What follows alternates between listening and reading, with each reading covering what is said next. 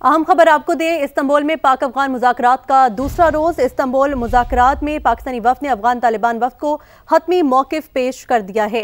Security ज़राए के मुताबिक पाकिस्तान ने वाज़ेह कर दिया कि अफगान तालिबान की दहशत गर्दों की सरपरस्ती मंजूर नहीं। सिक्योरिटी ज़राए की जानिब से बताया गया कि पाकिस्तानी वफ़द ने यह भी वाज़ेह किया कि इसके खात्मे के लिए ठोस और यकीनी इक़दामात करने पड़ेंगे। इस्तांबुल में पाक अफगान मुज़ाकरात का दूसरा रोज़। इस्तांबुल मुज़ाकरात में पाकिस्तानी वफ़द ने अफगान तालिबान वफ़द को हतमी मौक़िफ़ पेश कर दिया। क्या तफ़सीलात है, सुमेरा खान से जानते हैं। सुमेरा, बताइएगा।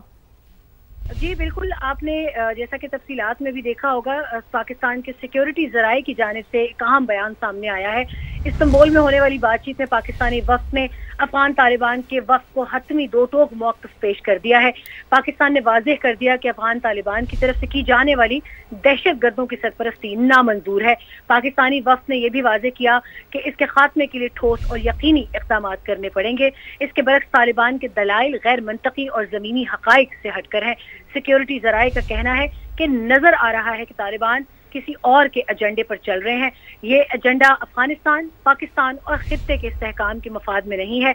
मुज़ाकरात में मजीद पेशरफ्त अफगान तालिबान के मस्बत रवैये पर मुनहसिर है और ये बहुत अहम स्टेटमेंट जो है वो अभी लेट नाइट इशू की गई है।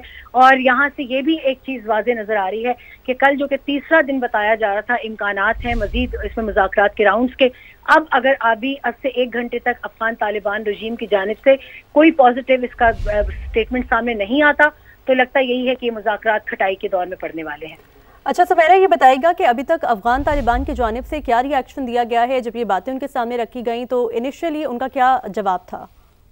जी, जैसा कि ज़राए ने भी, सिक्योरिटी ज़राए ने भी वाज़े ये एक लाइन ऐड की है अपने बयान में कि उनकी जानिब से इसके तमाम तर जो जवाब है, इनके पाकिस्तान के तमाम तर जितने रिजर्वेशन से जो पाकिस्तान ने वाज़े किए हैं उसके बरक्स तालिबान के दलाइल गैर मंतकी और ज़मीनी हक़ाइक़ से हटकर हैं। और अब से कुछ अर्सा पहले तक, कल तक कुछ पाकिस्तान में भी मीडिया आउटलेट से खबरें चला रहे थे कि अफगान तालिबान ने अपना डोजियर या अपने रिकमेंडेशन दे दी हैं।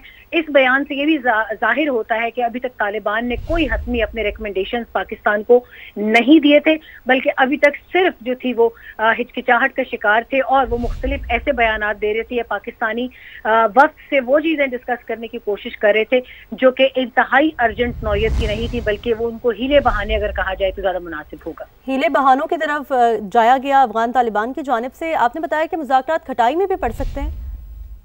बिल्कुल ऐसा ही है, जो कि अगर अब से 1 घंटे बाद तक अफगान तालिबान रजीम के वक्त की जानिब से कोई अगर इसका मुनासिब जवाब नहीं दिया जाता, क्योंकि पाकिस्तान ने जो डॉजियर्स उनके हवाले किए थे पहले दिन इस्तांबुल में, उसके अंदर तमाम तर वाज़े शवाहिद, वो सबूत जो कि इर्रिफ्यूटेबल सबूत हैं और उसके अंदर उनको दूसरे ममालिक की जानिब से भी जो माली सरपरस्ती और मुआवनत दी जाती रही, पाकिस्तान ने पूरा होमवर्क करके उसको तमाम तर ठोस सबूतों की बुनियाद पर हवाले किया। मगर उसके जवाब में जो रिकमेंडेशंस अफगानिस्तान की जानिब से पहले दिन हवाले की गई थी दोहा के फॉलो अप के तौर पे, ये यहाँ पर बताना अहम है कि हम इस्तांबुल मुज़ाकरात के डॉजियर्स की बात नहीं कर रहे, हम फॉलो अप डॉजियर की बात करें जो दोहा के मुआहिदे के बाद मुरतब किया गया था। उसमें भी अफगान तालिबान की जानिब से कोई ऐसी यकीन दहानी नहीं कराई गई, बल्कि सिरे से ये बात ही नहीं की गई कि टीटीपी, जिसको हम फितनल ख्वारिज कहते हैं या फितनल हिंदुस्तान, दोनों ग्रुप्स जो कि सब बलोचिस्तान और केपी में शोरश बर्पा किए हुए हैं, वो दोनों के दोनों एक हैवी फंडिंग के साथ अफगानिस्तान में इस वक्त पनाह लिए हुए हैं और उन दोनों की जानिब अफगान तालिबान रजीम का ये वक्त आने को तैयार नहीं।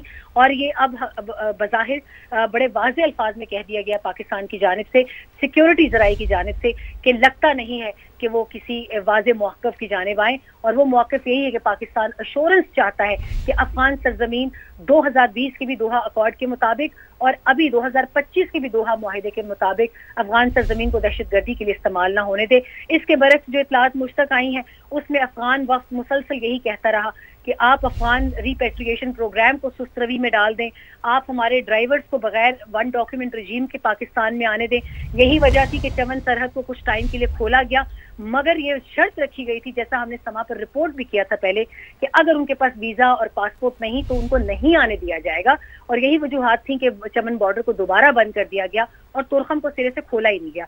तो अब ये वो तमाम तर आसार हैं जो कि बता रहे हैं कि अफगान तालिबान किसी भी संजीदा नौयत के साथ इस टेबल पर नहीं बैठे, बल्कि वो अपने सालिसीन कतर और तुर्की को भी किसी शर्मिंदगी से शर्मसार करने के दर पे हैं। اچھا سمیرا، جیسا کہ ابھی آپ نے بتایا کہ ویزا کے بغیر ڈرائیورز کو بھی پاکستان آنے کی اجازت دینے کے بارے میں طالبان کی جانب سے کہا گیا، ٹھوس شواہد تو موجود ہیں، آج بھی درندازی کی گئی افغان طالبان کی جانب سے، پاکستان میں کوشش کی گئی اور پھر ناکام بھی بنائی گئی، تو یہ بھی سامنے رکھے گئے ٹھوس ثبوت کے طور پر جو واقعہ آج ہوا ہے؟